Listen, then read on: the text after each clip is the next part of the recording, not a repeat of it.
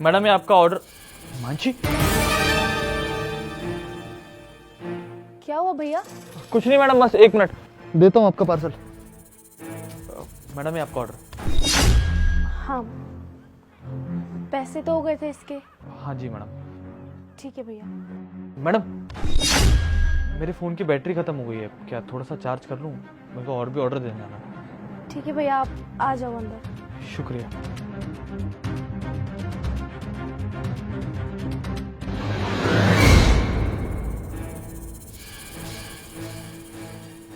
Thank you so much madam. कोई बात नहीं भैया, आप बैठो, मैं पानी लेकर आती हूँ आपके लिए। अरे नहीं मैडम, कोई बात नहीं, पानी नहीं पीना मुझे। अच्छा वैसे मैडम बुरा ना माने तो एक बात पूछूं आपसे? हाँ भैया पूछो। ये आपके फेस पे इतनी चोट, आपके हाथ पे, क्या हुआ मैडम? किसी ने मारा है क्या आपको? नहीं नहीं भैया, ऐसा कुछ नहीं है। देखिए मैडम, भले ही गरीब इंसान हूँ लेकिन बेवकूफ़ नहीं हूँ।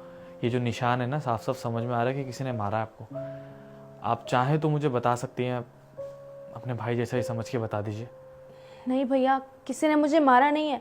वो दरअसल मैं घर के काम करते वक्त गिर गई थी, तो उसी की चोट है ये। मैडम गिरने के और मारने के निशान ना बहुत अलग से दिखाई देते हैं। अब इतना बेवकूफ़ तो मैं भी नहीं हूँ ना। आप बता सकती हैं, आप चाहो तो मुझे अपना बड़ा भाई मान सकती हो। बताइए।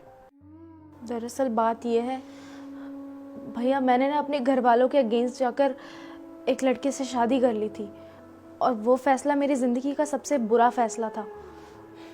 जब से मैं इस घर में शादी करके आई हूँ ना, मैंने दुख के सिवा और कुछ नहीं देखा।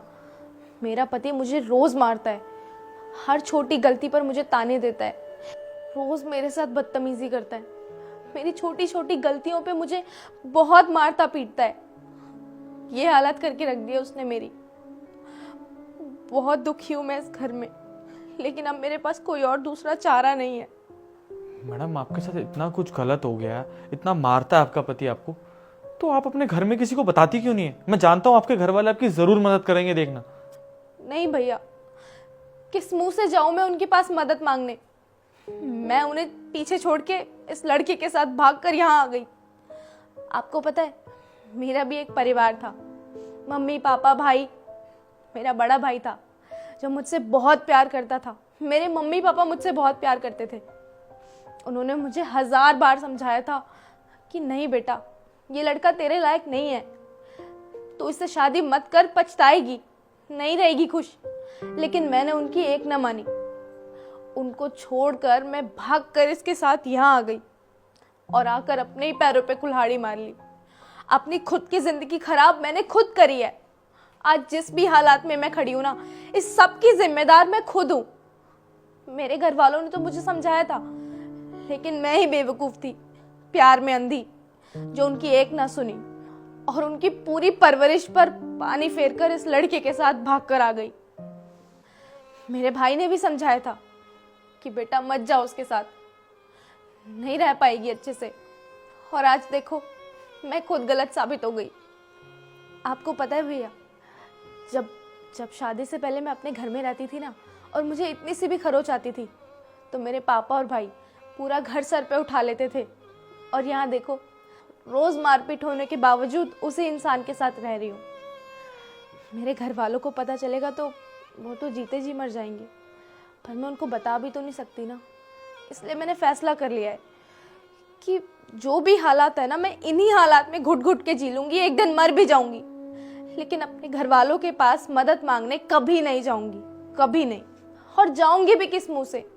छोड़ तो मैं उनका साथ 3 साल पहले ही आई हूँ ना। मैडम आप अपने भाई को क्यों नहीं बताती ये सब? आप बता रही हैं, आपका भाई तो ज़रूर समझेगा, भाई बहन का तो रिश्ता ही ऐसा होता है। आप एक बार उसे तो बता कर देखिए। नहीं भैया, आप कैसी बातें कर रहे हो?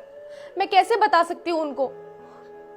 मैं आज से 3 साल पहले भाग कर आई, तब मेरी वजह से मेरे घर वालों को कितनी शर्मिंदगी महसूस करनी पड़ी, सोसाइटी के ताने, आस पड़ोस के लोगों की बातें। और अगर अब मैं उनके पास वापस जाऊंगी तो फिर से वो सारी चीजें उनकी आंखों के सामने आ जाएंगी। मैं नहीं चाहती कि उस दर्द से मेरा परिवार दोबारा गुजरे, इसलिए मैं सह लूंगी ये सब, लेकिन अपने परिवार को दुख में नहीं देख सकती। मैं जी लूंगी ऐसे ही।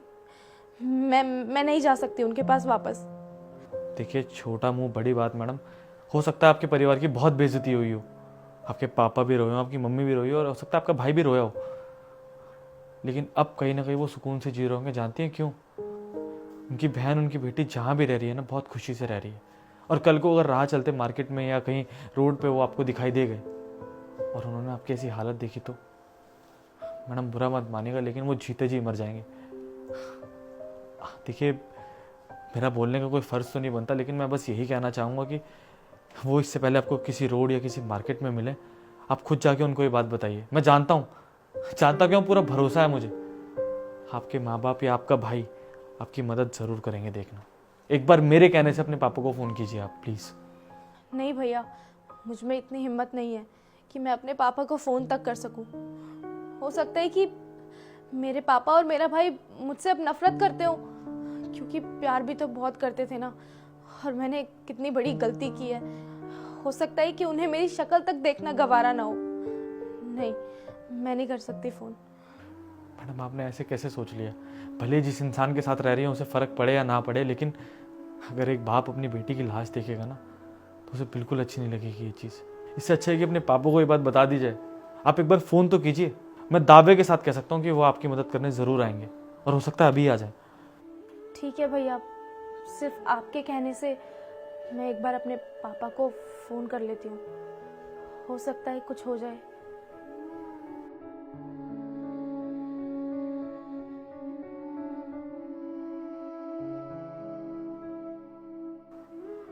हेलो पापा।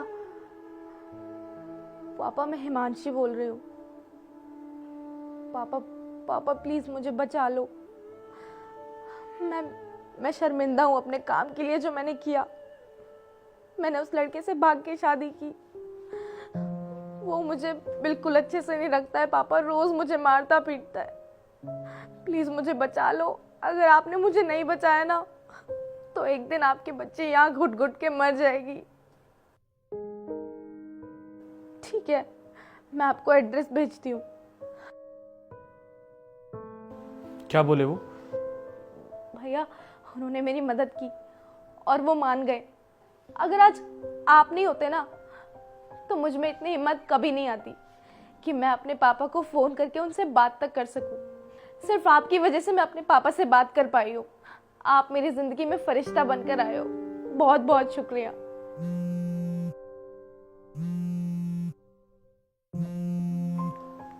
हेलो जी पापा, आप टेंशन मत लो पापा, मैं बहन को अपने साथ ही लेकर आऊंगा अब। ठीक है पापा।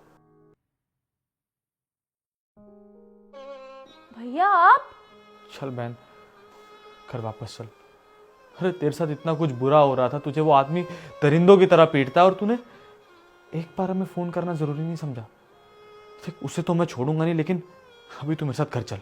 चल।